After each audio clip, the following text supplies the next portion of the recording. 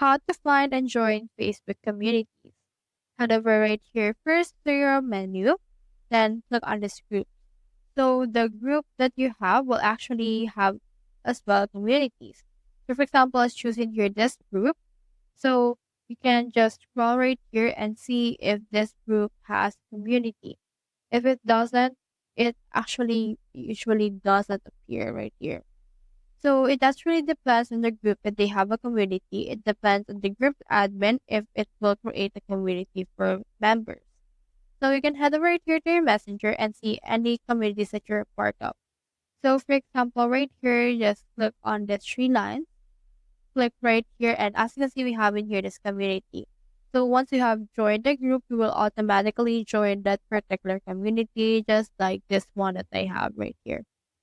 So that's how you find and join Facebook communities. Hope we help.